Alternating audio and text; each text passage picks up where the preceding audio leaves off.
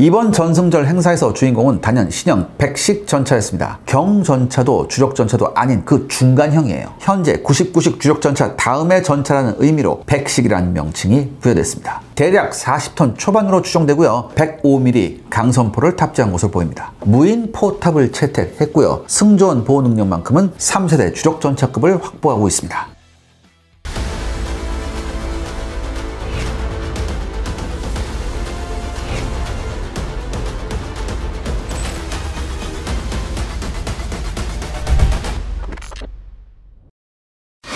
지난 시간에 이어 전승절에 공개된 중국의 최신 무기를 더 알아봐야 될 것 같아요. 네, 중국은 이번 전승절을 통해 JL-1 공중발사 탄도미사일과 함께 DF-100 극초음속 순항미사일을 최초로 공개했습니다. DF-100의 존재가 처음 공식적으로 확인된 것은요, 2019년이에요. 당시 인민해방군 로켓부대가 약 2초 정도 영상을 공개한 게 전부였죠. 그나마 그 2초 영상도 추후 삭제됐을 정도로 엄격한 보안을 유지하고 있었습니다. 이 DF-100의 존재가 공식 발표된 것은요, 2024년 주하이 에어쇼 당시입니다. 소개된 재원표에 의하면요, DF-100은 사거리가 3,000에서 4,000km 정도고요, 속도는 마하 4에서 5 정도로 알려져 있습니다. 통상적인 탄도미사일이 우습게 마하 10 정도의 최대 속도를 발휘한 것과 비교하면 마하 4, 5의 속도는 참 좀 별거 아닌 걸로 보여요. 그렇지만 서방 전문가들은 미국이 가장 두려워해야 할 무기라고 언급하고 있습니다. 아시다시피 극초음속이란 마하 5 이상의 속도를 의미하고요. 극초음속 활공형 미사일, 이게 보통 HGV라고 하죠. 요거하고 극초음속 순항 미사일, 이게 HCM이라고 합니다. 요 두 가지가 존재합니다. 이 극초음속 활공형 미사일은요, 탄도미사일을 활용해서 고도와 속도를 확보한 이후에 중간 단계에서는 약 30에서 70km 고도에서 마하 5 이상의 속도로 활공 비행을 수행하죠. 세계 최초로 실용화된 활공형 미사일이 바로 중국의 DF-17 둥펑 17이고요. 우리나라에서도 이런 무기가 개발되고 있지만 워낙 민감한 극비 무기이기 때문에 당분간 그 존재가 공개되지는 않을 겁니다. 극초음속 순항미사일도 탄도미사일에 사용되는 고체 로켓을 사용해서 20에서 30km 사이의 고도를 확보하면서 스크램제트 엔진 기동에 필요한 속도를 확보한다는 점에서 좀 비슷하죠. 그런데 양자의 차이는요, 극초음속 활공형 미사일이 활공비행만 수행한 것과 비교해서 극초음속 순항미사일은요, 공기 흡입구로 산소를 흡입해 종말 단계까지 엔진을 가동하기 때문에 속도가 감소되지 않으면서 필요하다면 복잡한 요격 회피 기동도 가능합니다. 그럼 누가 더 무서운 것일까요? 우크라이나 전쟁에 투입된 패트리엇 지대공 미사일은요, 2023년에 배치되면서 마하 10 이상의 속도를 자랑하는 킨잘 공중발사 탄도미사일을 90% 이상의 확률로 격추했습니다. 이와 반대로 20km 고도를 최대 마하 4.6의 속도로 비행하는 KH-22 초음속 순항미사일은 지금까지 300여 발 이상이 날아왔지만 거의 격추시키지 못했습니다. 우크라이나 공군 대변인 스스로가 2024년 4월에서야 겨우 격추에 성공했다고 인정했고요. 여전히 격추가 쉽지 않은 무기로 남아 있습니다. 왜 그럴까요? 패트리엇 요격미사일은 공기가 희박한 고도에서의 탄도미사일 요격입니다. 그리고 대부분의 지대공 미사일이 최대 속도가 마하 2.5 이하로 제한되는 전투기 요격에 맞춰 개발되고 있죠. 이와 비교해 KH-22나 극초음속 순항미사일은 어느 정도 공기가 농밀한 20km 정도의 고도에서 마하 4에서 6의 고속으로 비행하기 때문에 현존하는 어떤 대공미사일도 제대로 대응하기 어렵습니다. 그렇다면 우리도 대응 무기 체계가 있어야 되지 않을까요? 중국의 DF-100에 대응할 수 있는 한국형 극초음속 순항미사일 프로그램으로 하이코어가 있죠. 하이코어 개발 사업은 그 존재는 공개되었지만 실제 개발에 성공했는지, 그리고 그 성능이 어떠한 수준인지에 대한 정보는 보안으로 묶여서 공개되지 않고 있습니다. 그러다가 대한기계학회가 개최하는 대한민국 올해 10대 기술 선정사업의 홍보 과정에서 중요 정보가 공개됐죠.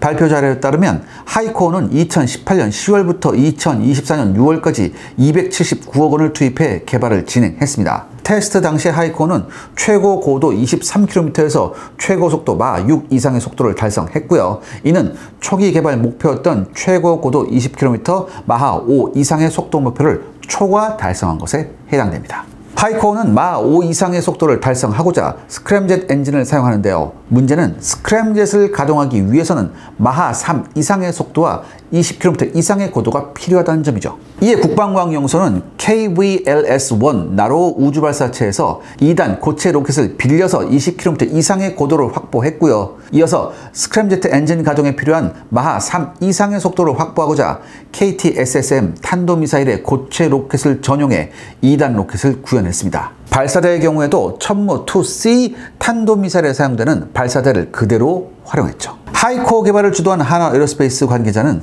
개발 과정에서 기존의 체계를 재활용한 결과 만약 군이 신속한 배치를 원한다면 5에서 7년 안에 개발 완료가 가능하다고 설명했습니다. 또한 관계자는 하이코어는 말 그대로 시험체이므로 레이더 시커와 탄두가 없지만 내부에 다양한 관측 장비가 가득 들어찬 상태이므로 이를 제거하고 유도 시스템과 탄두를 집어넣으면 신속 개발이 가능하다고 했습니다.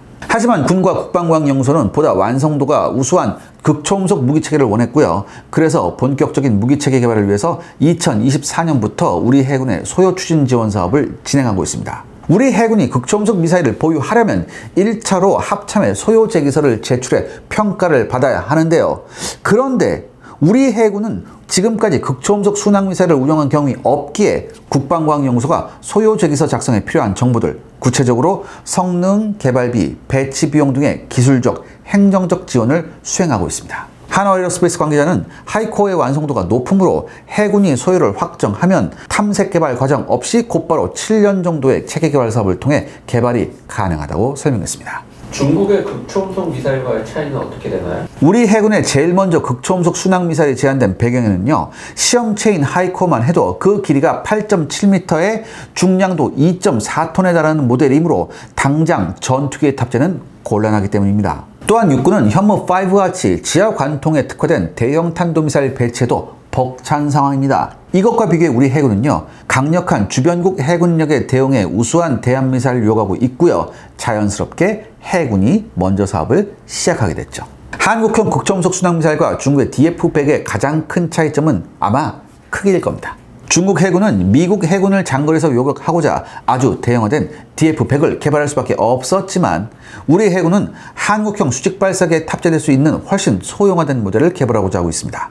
덕분에 한국형 모델의 개발이 완료될 경우 수출 시장에서 중국과 비교해 보다 우수한 수출 경쟁력을 확보할 가능성이 높다고 합니다. 우리나라는 2000년대 초반부터 마 3급 초음속 대한미사일을 개발하기 시작했지만 여러 기술적 문제로 개발이 늦어졌고요. 그 사이에 등장한 신형 함대공 미사일은 큰 문제 없이 마 3급 대한미사일을 격추할 수 있습니다. 우리 해군은 이러한 사정을 반영해서 극초음속 대한미사일에 관심을 표명하고 있고요.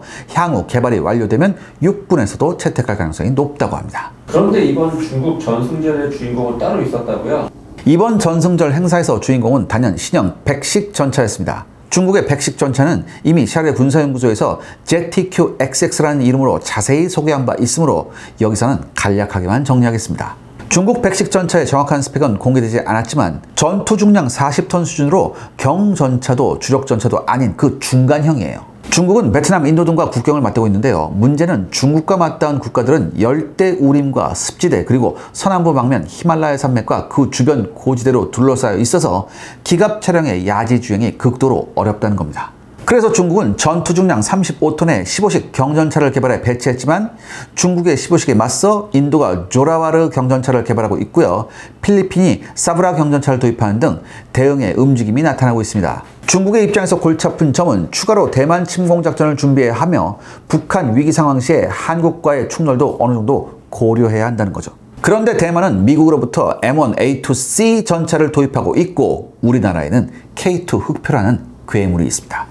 그래서 중국의 결론은 주변국의 경전차를 압도하면서 주변국의 강력한 주력 전차와 어느 정도 교전할 수 있는 신형 전차를 개발한다는 것이었죠. 그래서 제식명으로 현재 99식 주력 전차 다음의 전차라는 의미로 백식이라는 명칭이 부여됐습니다.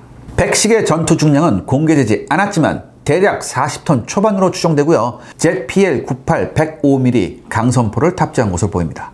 중국은 40톤 수준에 불과한 중량에서 방어력을 확보하고자 무인 포탑을 채택했고요. 전차병들은 차내 하부의 집중 방어 모듈에서 작전함으로써 승조원 보호 능력만큼은 3세대 주력 전차급을 확보하고 있습니다. 이번 러시아 우크라이나 전쟁에서 전차의 최대 킬러로 자폭 드론이 떠올랐는데요. 백식은 탐지 확률을 줄이고자 레이더 스텔스 구조를 갖추면 물론 하이브리드 추진 장치를 채용하고 있습니다. 이어서 대전차 미사일과 자폭 드론 모두를 요격할 수 있는 GL5 하드킬 능동방어 시스템의 발전형을 탑재하고 있습니다. 시청자 여러분들의 구독과 좋아요는 영상 제작에 정말 큰 도움이 됩니다. 여러분들 부탁드리겠습니다. 구독과 좋아요. 우리도 지금 차세대 전차를 개발하고 있는데요. 저희 채널에서 앞서 국방과학연구소와 현대로템이 K3 차세대 전차 개발에 앞서 기술 실증형 전차 개발 사업을 진행하고 있음을 소개한 바 있는데요. 기술 실증형 전차는 2025년부터 2029년까지 약 500억 원의 개발비를 투입해 개발될 계획입니다. 그 성능은 미국이 현재 개발 중인 M1E3 그리고 독일의 K2 흑표를 잡고자 개발 중인 무리켄레중 전차와 동급 수준을 목표로 하고 있습니다. 그런데 개발비가 500억 원 정도에 불과한 이유는 앞서 차세대 전차용 저소음 동력 장치 및 대구경 무장 설계 기술 개발 사업이 진행되고 있으므로 이 기술을 그대로 활용할 수 있기 때문입니다. 기술 실증형 전차의 신기술을 보면요. 130mm 전차포, 무인 포탑, 무인 전차 운용 기술 등이 포함되어 있고요. 새롭게 하이브리드 추진 장치 개발 사업이 추가됐습니다. 그러니까 여러분들 중국 백식도 이게 하이브리드잖아요. 그렇기 때문에 이 하이브리드 장치에 대해서 좀 알아봐야 돼요. 이 한국형 하이브리드 추진장치 개발 사업에는요, 총 412억 원의 개발비가 투입됐습니다. 이 중에 300억 원은 정부가, 112억 원은 현대로템이 투자하는 매칭 펀드 방식으로 진행되고 있어요. 하이브리드 추진장치 구조는요, 1200마력급 디젤 엔진과 300마력 전기 모터로 구성되어 있습니다. 국내 그리너지사가 개발한 LTO, 이게 즉 리튬 티타네이트라는 특수한 리튬 팩이 탑재돼요.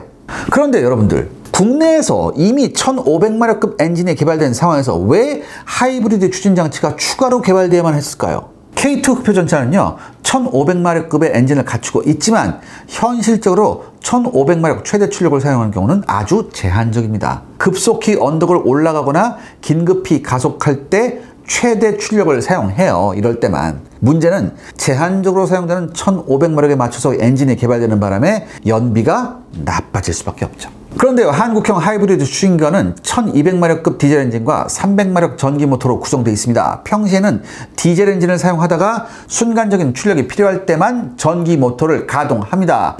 이렇게 하면요, 1500마력급 엔진과 비교해 연비와 가속력이 최소 20% 이상 좋아지게 된다고 합니다. 또한 최신 전차는 주 엔진의 작동 없이도 전차의 조준 장비와 통신 장비 그리고 에어컨을 사용하고자 APU 보조 발전기를 갖추고 있습니다. 문제는 가면 갈수록 전차에 요구되는 전기량이 커져서 APU도 같이 커지고 있죠.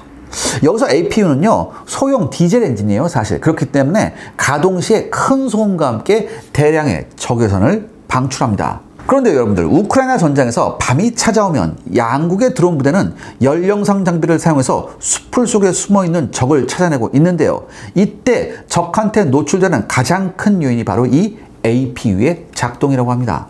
그런데요, 하이브리드 추진장치는 대용량 리튬 전지를 갖추므로 APU 장착 없이도 필요한 전원을 공급할 수 있습니다. 또한 짧은 거리라면 디젤 엔진 작동 없이 저소음으로 기동하면서 적을 기습할 수도 있죠. 이런 이유로 중국 백식에도 하이브리드 추진장치가 적용되고 있지만 우리나라와 중국은 그 출발점이 다릅니다. 중국은 대출력 엔진과 변속기 개발의 곤란함에 따라 기술 장벽을 우회하는 수단으로 하이브리드 장치를 적극 개발했는데요. 반면 우리나라는 세계에서 두 번째로 고성능 1500마력급 디젤 엔진과 변속기 개발에 성공한 이후 보다 우수한 성능을 확보함과 동시에 독일 등과 경쟁하고자 하이브리드 추진 장치를 개발하고 있습니다. 향후 중동 시장에서 우리나라는요, 중국의 신형 전차와 경쟁할 가능성이 높은 만큼 최대한 빨리 무인 포탑과 하이브리드 추진 장치를 갖춘 실용형 전차를 개발할 필요성이 있습니다. 오늘의 결론은요? 중국 전승절 퍼레이드는요, 과시용 쇼가 아닙니다. 곧바로 수출 시장과 실전 전장으로 흐르들 위협의 예고편이죠. DF-61과 DF-5C로 본토 타격 능력을 과시하고 DF-100과 J-35 그리고 백식 전차로 가격, 물량, 속도의 중국식 공세를 알리고 있습니다. 이에 우리의 과제도 분명해지죠. 답은 기술 시연이 아니라 조기 전력화입니다. KF-11EX는 스텔스 내부 부장, 투하형 디코이, 연료 확장으로 살아남아 끝까지 때리는 플랫폼으로 완성되어야만 합니다. 또한 하이코어는 스크램젯 실증을 넘어 해군 수직 발사 체계와 통합, 대함 표적 세트까지 묶어서 실전 패키지로 내놔야 하죠. 그리고 지상에서는 무인 포탑과 하이브리드 추진을 축으로 하는 차세대 전차를 조기에 런칭해야 합니다. 이렇게 해서 드론과 미사일의 복합 위협하에서 생존성을 증명해야 하죠. 동시에 MTCR 범위 내에서 장거리 정밀 타격 수출 라인을 개척해야 하고요. 연합훈련과 실사격 데이터로 신뢰를 누적해야 됩니다. 중국이 무기를 보여줄 때 우리는 무기를 배치하고 팔아야 판을 선점할 수 있습니다. 속도와 실전선에서 앞서면 전승절의 위협은 곧 우리의 기회로 바뀔 겁니다.